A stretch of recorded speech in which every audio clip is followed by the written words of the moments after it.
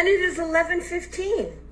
Ohio gozaimasu. That is our hat tip to Sumie. Oh, of course I don't have the book. Okay, so Sumie Hasegawa is the illustrator of Botanical Shakespeare. Ohio gozaimasu is a sort of, hello everybody, is a sort of blanket greeting. It means good morning, but it can be for any time of the day, whenever you are beginning whatever you're beginning. And so today we are going to talk about, it's also Parents' Day today. So I'm not doing a line of the week for Parents' Day. However, we are talking about breath today. And I thought the good line is, we are their parents and original. And that is at the end of a long speech that Titania has in Midsummer Night's Dream. And it's a great speech, and I love that line. We are their parents and original. We are the originators of, whatever it is. Doesn't necessarily have to be children. And so one of the reasons that I wanted to do breath today is we did a series on our social media channels about breath and breathing, Shakespeare quotes about that. See, just took not a good breath. And because he has hundreds of them, we did a series of 7. And I wanted to do it today because I was thinking about this book, obviously. See, this is why you can't really rely on technology. It's intangible. But anyway, there you go. Breathe. It's a new book that just came out by James Nestor, and I was watching an interview with him, and he said, people haven't really been talking about breath, breathing.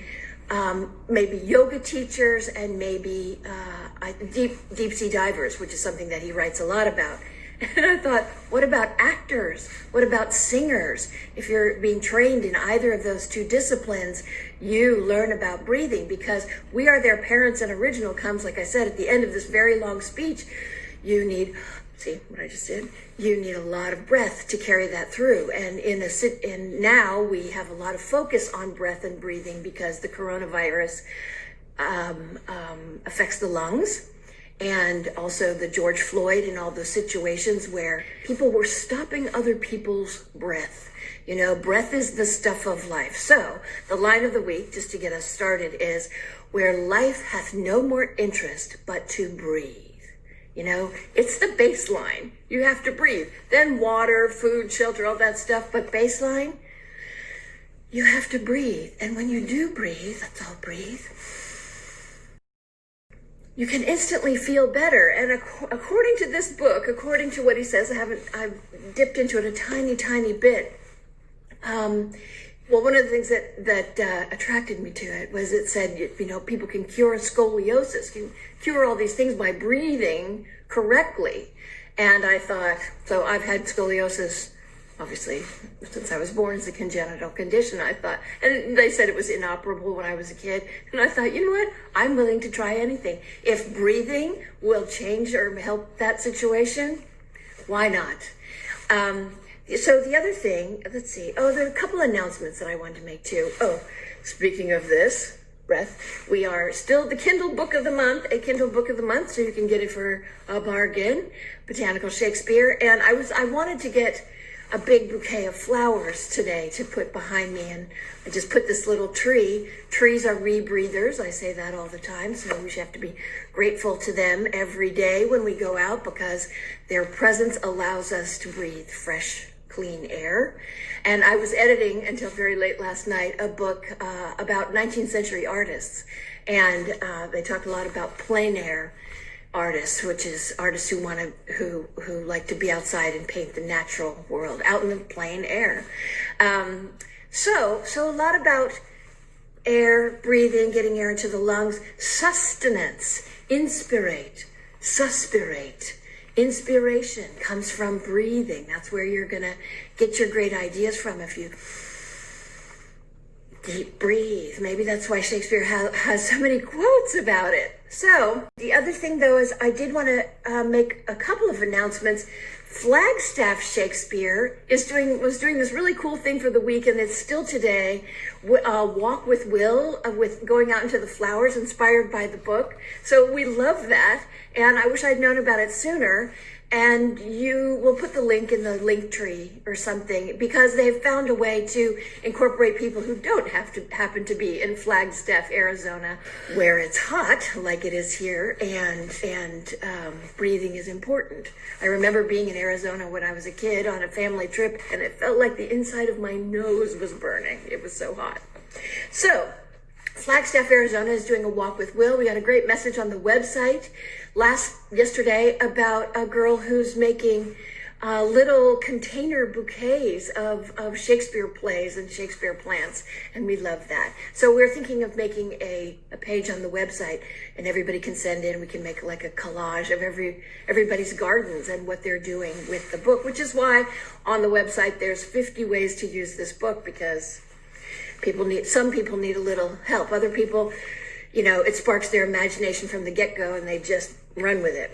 That's fantastic. Anyway, breathing, where life hath no more interest but to breathe. And we're talking about some interesting herbs today in Shakespeare Therapy, Herbal Healing, with Hannah Sylvester, the district healer, and the district herbalist. But actually, that's probably right, the district healer. Hello, Hannah. Hello. You're the district healer. So that's good. That's a nice thing. So we're talking about three herbs or plants today. And the first one is thyme. How does thyme help us breathe? Shakespeare always uses puns and layers of puns. I think there's 3 or 4 quotes about thyme. But anyway, how does thyme help us breathe? Oh, it's just fantastic. I mean, it's like a lot of the mint family plants, that it's extremely aromatic. Mm-hmm. And when you smell thyme, you can kind of get a little bit of a hint as to some of its actions, because it smells really medicinal, doesn't it? It's quite pungent. Mm. And it's one of those herbs that's kind of it's anti everything. I actually wrote all these down because I thought I'm just going to forget them. So it's antiseptic, antibacterial, antifungal, antimicrobial, you name it. It's anti it, basically. So where it comes into really good play with the respiratory system and with our breathing is that it is a fantastic expectorant. So what it does, it helps to loosen really, really stiff mucus and helps to cough it up, and just to help us to breathe more easily if we've got really stuck phlegm. So it has a really gorgeous decongesting action, which you can get if you drink it in a tea, or if you stick your head over a bowl with hot water. And that's what I was thinking. Boil it on the stove, and you can get. First of all, your house is going to smell very kind of herbally, but in a good way, in a healing way. Then you can breathe all over your house. That's the goal. That's the goal. Okay, fantastic. And then it has another really good use as well, in the fact that it's what we call antispasmodic, and so it stops spasm.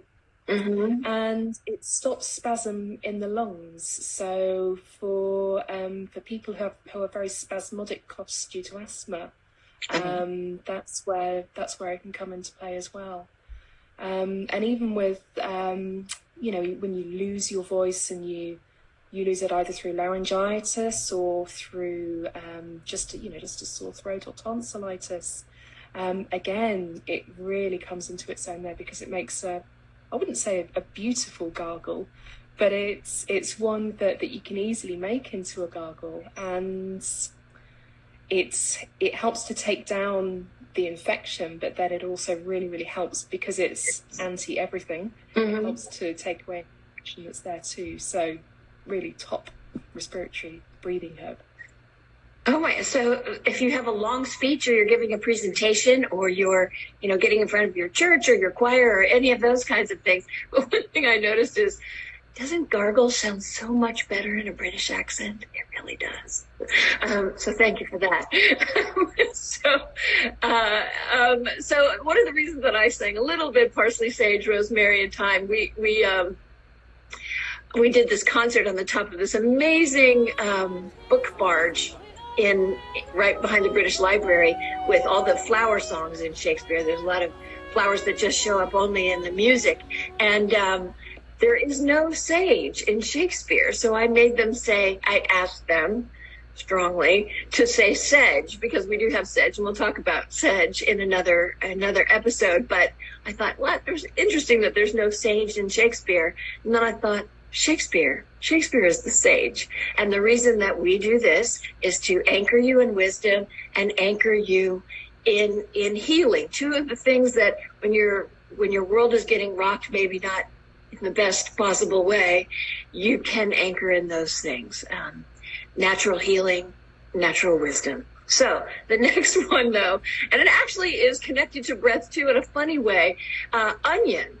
Shakespeare mentions onions a number of times, and one of them is for actors not to eat onions so they don't have bad breath when they're breathing on their fellow actor. And I think that goes beyond the stage to the world stage. You know, don't breathe bad breath on your fellow human that you're talking to. Although now we all have masks, so I guess you don't want to breathe that bad breath back at yourself. And the other thing is he talks about it with crying. Onion-eyed, he calls it. I am onion-eyed, which is a great way to say that I started crying. But here's a little tip. If you take a pencil, plain pencil, put it between your teeth when you're cutting onions, you don't cry. Did you know that, Hannah? Does that work? It absolutely works. Try it next time you have to cut onions. Yeah. But onions also have this beautiful flower, this beautiful round flower called allium. But tell us what it does for our breathing.